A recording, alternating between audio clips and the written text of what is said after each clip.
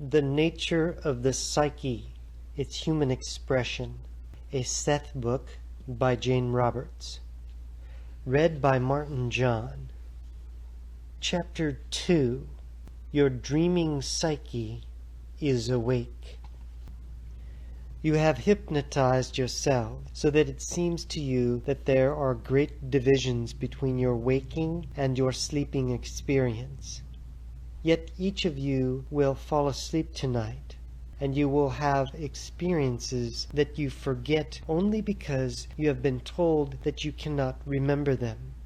Many of the other dimensions of your own reality appear clearly when you are sleeping, however.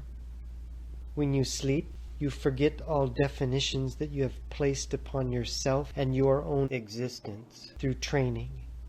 In sleep, you use images and languages in their pure form. In the dream state, languages and images are wedded in a way that seems alien only because you have forgotten their great alliance. Initially, language was meant to express and release, not to define and limit. So when you dream, images and language merge often, so that each becomes an expression of the other and each fulfills the other. The inner connections between each are practically used. When you awaken, you try to squeeze the psyche's language into terms of definition. You imagine that language and images are two different things, so you try to put them together. In dreams, however, you use the true ancient language of your being. That will be enough for now. End of session. As Rupert would say, peace and cheers. Session 756, September 22, 1975, 9:17 p.m. Monday. Good evening. We will begin with dictation, the continuation of Chapter 2. Your dreaming psyche seems to be dreaming only because you do not recognize that particular state of awareness as your own. The dreaming psyche is actually as awake as you are in your normal waking life. The organization of wakefulness is different, however. You come into dreaming from a different angle, so to speak.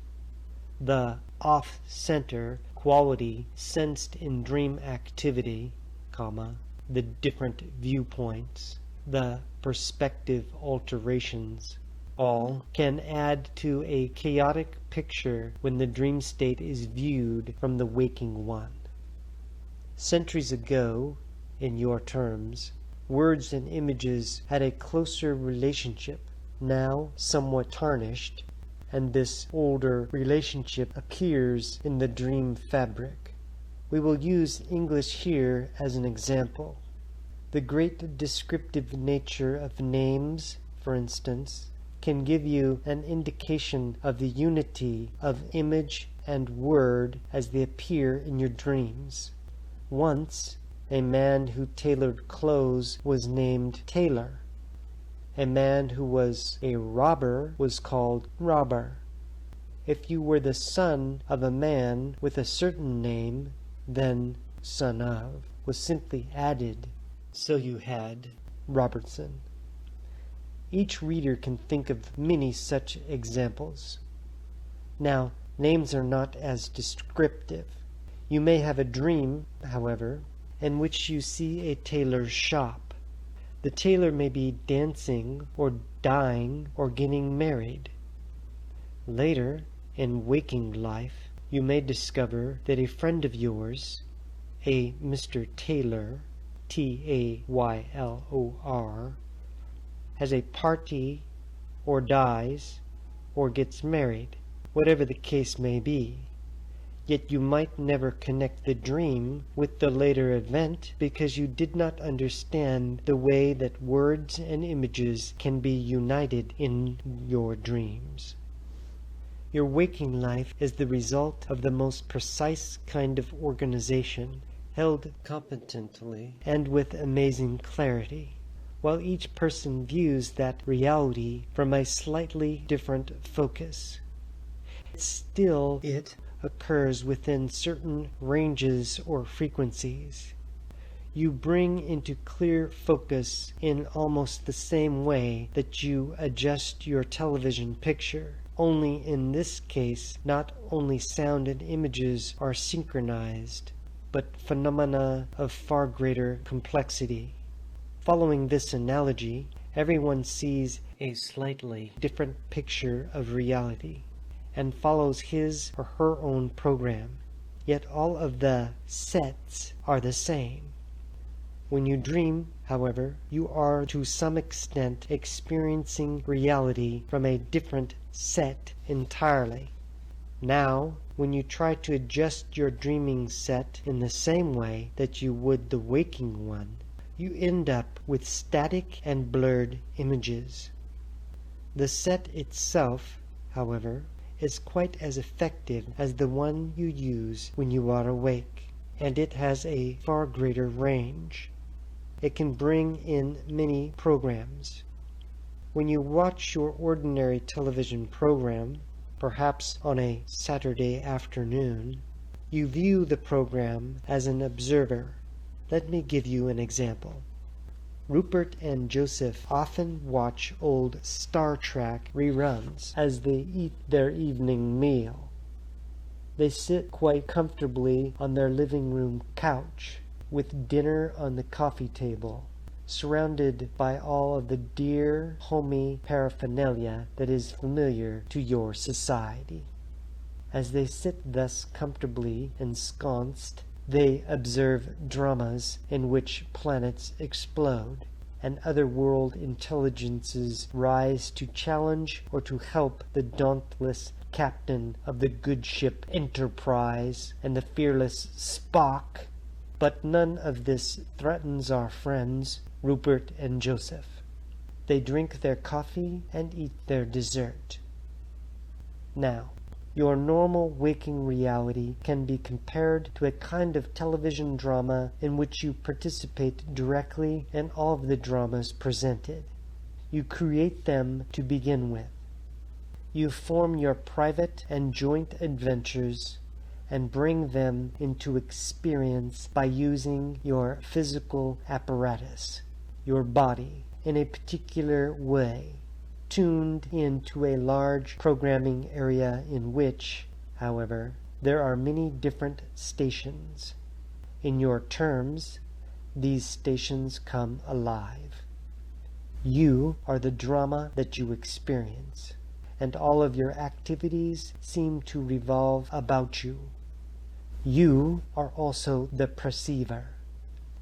In the dream state, it is as if you have a still different television set that is, however, connected with your own. Using it, you can perceive events not only from your own viewpoint, but from other focuses. Using that set, you can leap from station to station, so to speak, not simply perceiving, but experiencing what is happening in other times and places. Events, then, are organized in a different fashion. Not only can you experience dramas in which you are intimately involved, as in waking life, but your range of activities is multiplied so that you can view events from outside your own usual context. You can look down at a drama on the one hand, for example, and participate in it as well. When you are dealing with normal waking reality, you are operating at one level of the many that are native to your psyche.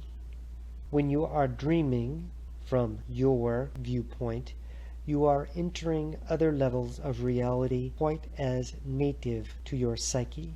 But usually you are still experiencing those events through your current waking station. The dreams that you remember are colored or altered or even censored to a certain extent. There is no inherent psychological or biological necessity for this. Your ideas and beliefs, however, about the nature of reality and sanity have resulted in such a schism. Let us return to our friends Rupert and Joseph, watching Star Trek as each of you watch your own favorite programs. Rupert and Joseph know that Star Trek is not real. Planets can explode on the television screen, and Rupert will not spill one drop of coffee. The cozy living room is quite safe from the imaginary catastrophes that are occurring just a few feet from the couch. Yet in a way, the program reflects certain beliefs of your own society in general, and so it is like a specialized mass waking dream. Real, but not real. For a moment, though, let us change the program to your favorite cops and robbers show. A woman is shot down in the street. Now this drama becomes more real, more immediately probable, less comfortable. So watching such a program, you may feel slightly threatened yourself, yet still largely unconcerned. Some of my friends may not watch such programs at all, but instead look at wholesome sagas or religious dramas. A preacher may stand golden-faced, earnest-eyed, extolling the merits of goodness and damning the legions of the devil, and to some of my readers that devil, unseen, never appearing, may nevertheless seem quite real. You form certain focuses, then.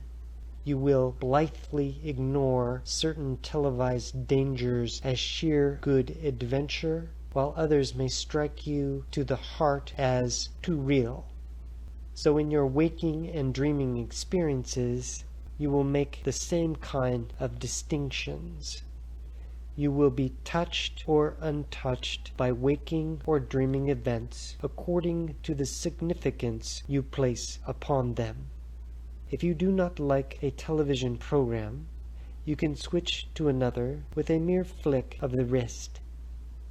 If you do not like your own physical experience, you can also change to another, more beneficial station, but only if you recognize the fact that you are the producer.